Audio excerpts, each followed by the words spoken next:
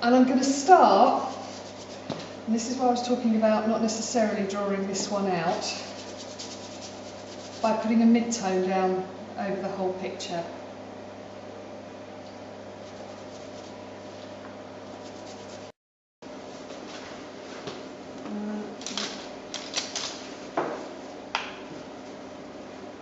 So now I'm going to start taking some of my darks.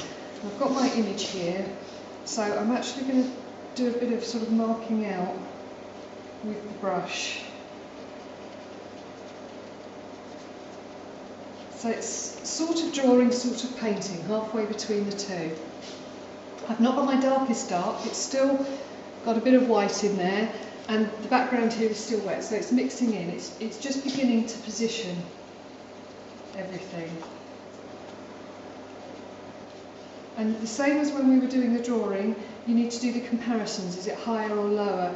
Is it a third or a quarter of the way down? How far? So you still need to do those drawing comparisons, and that's why doing all those little thumbnail drawings is so useful, because you've done all the working out, and this is now just repeating it back into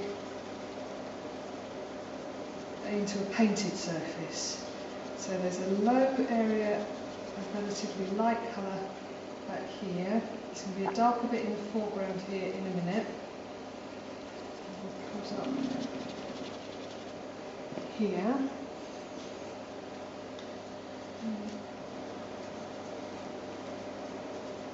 Then just using my slightly darker than my mid-tone, just starting to position everything. And I've got this big shadow area coming forward here. So just blocking that in here.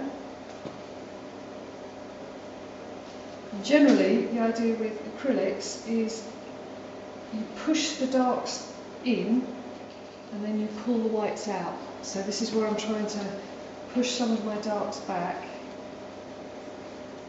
And you can also see I'm not being terribly detailed at the moment. I don't understand this push it back. Do you mean? Okay, I'm pushing the colour down. So I've got my mid-tone, my dark is darker than that, so I'm pushing the dark into the mid-tone. Right, so I want it to get darker. It's just a mental way of thinking about it. Right, okay. So I push the darks in, and then I want to pull my highlights out, which will lift them off the page to give you that 3D. Okay. Yeah, I see. So I'm trying to push the shadows back and pull the highlights forward. Please always ask if I use jargon, because I'm used to the words, and you know, it's...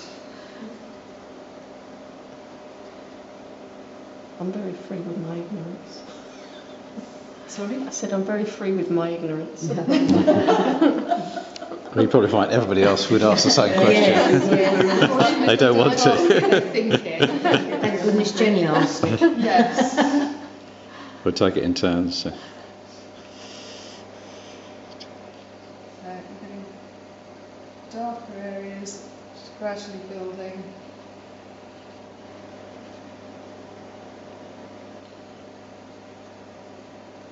This darker area of bushes in the foreground.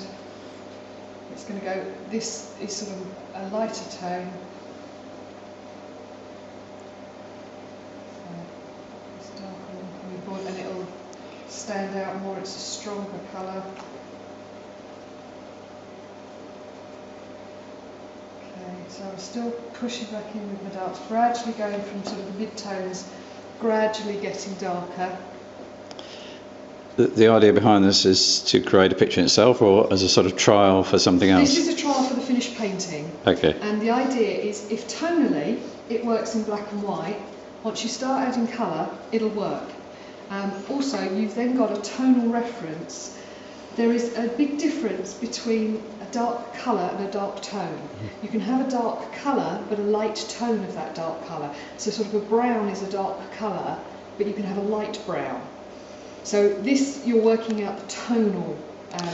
But you'll start from scratch when you do the picture for real, or? When you do the picture for real, you'll have this as a reference. Yes, it'll be a different painting. We'll work on it on a canvas. Right. And yes, it'll be a different painting. But you're using acrylics there, sorry. Still using acrylics to do this, and so you're starting to get the feel of the paint as well. But also, when you get to that, you can go, actually, I know this is green, but is it a light or a dark green I need to use? I'll refer back to my black and white and see what works, and then I can just transfer that to colour. So I'm putting some textures into this area here. You can also see I'm working fairly rapidly. I don't want to be too pernickety. I want to get an idea of how the whole thing works. Okay, slightly lighter tone than my darkest. Just want to bring it up a little bit. Just extend. You can also see my brush strokes are all over the place. I'm going in lots of different directions. I'm starting to put some of these tones. I'm not getting, you know, like last week when we were doing the sketches, I'm not worried about detailing and little dotty bits on my oats. It's I'm looking at the tone of the whole field.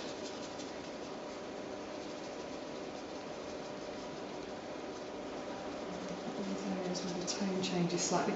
So now we've got our mid-tones and we've got our darks. So I need to wash my brush out. Pull the lights up. So again, I'm just doing this gently. I'm not starting out with white, I'm just starting out with these slightly lighter than my mid-tone. So it's just bringing it up a little bit. Back here, it's a bit light.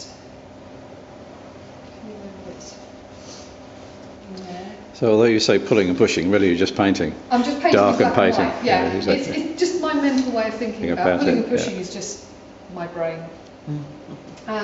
Now, do you remember me talking about a squinty thing? Yeah. Yeah, so if you look at the photograph and do the squint, you see where you've got your lights and darks. You lose colour and form, but you get lights and darks. So I need to make my sky a bit lighter. And the thing with acrylics is you can work back to front, front to back. General rule is dark to light and back to front. So the general rule is you start off with putting your darks in and then you put your lights on top, but there's also an element of working from the distance forward. So that's changed it already, just putting that light in there.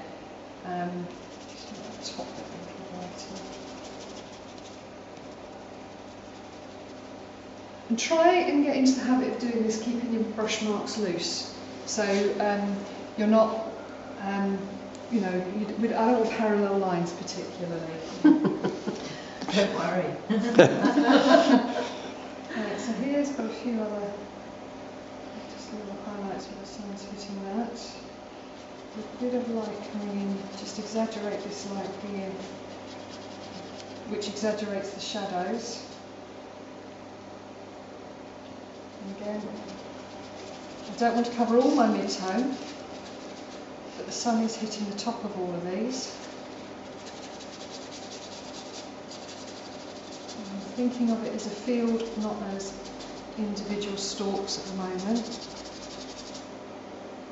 So we're beginning to get this form. And now I can start thinking more about just a few stronger marks, with a stronger white and a bit of texture.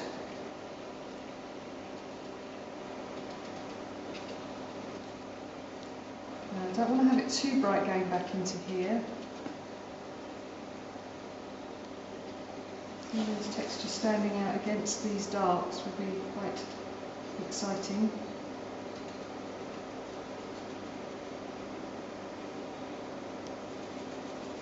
The texture's coming into here with the brass. I'm a bit worried because I can't see this at all. You can't see. I can't see the lights and the darks in the way you can see them. I have been told that I have weird eyes. But it's a case of teaching yourself, it's too strong, to do this squinty thing. Yeah. Say, does this lead me in? Does it make me want to walk in through the painting? Is it a painting that I think will be quite exciting when we get to the point of you know, next week we'll probably be starting on our canvases. you know, you can play with textures. Now at the moment, I think, you know, it might be quite nice looking back at this. What would happen if I made, you know, this shadow much stronger? What would happen if I added a few little highlights in here, and do it, and just see what you come up with?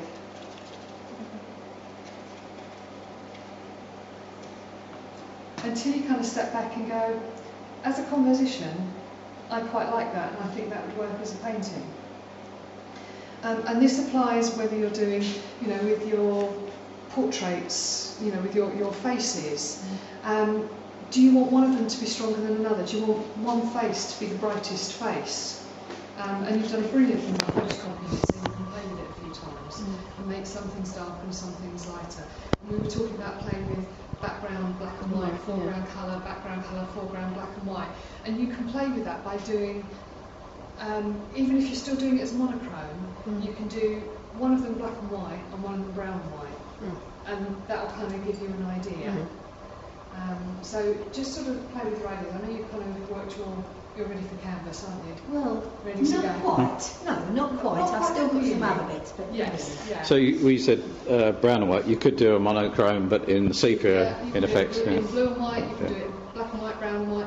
Another quite good one, like I say, starting off with yellow ochre, and then working your browns into it. So, you know, would you do a country scene, say, in greens? Is that?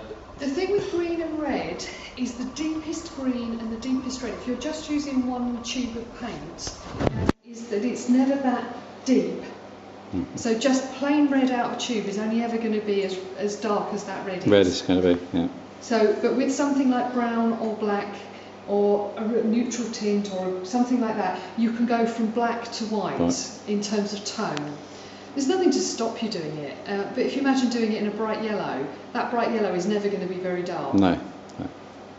So, you know, it's a case of try and choose, for this method, try and choose, you know, a more neutral colour.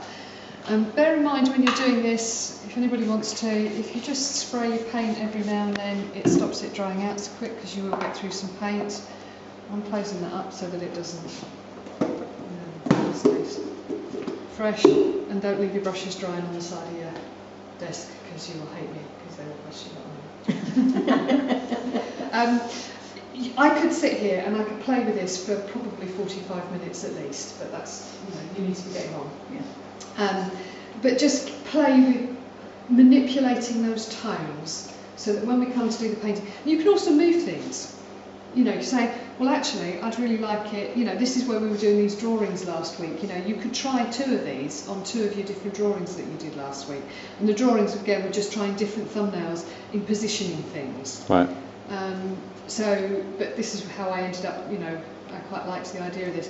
But I think this little sprinkle of real bright along the top here, to me, is what is going to make this exciting. Hopefully. Fingers crossed. 1, 2, 3, go.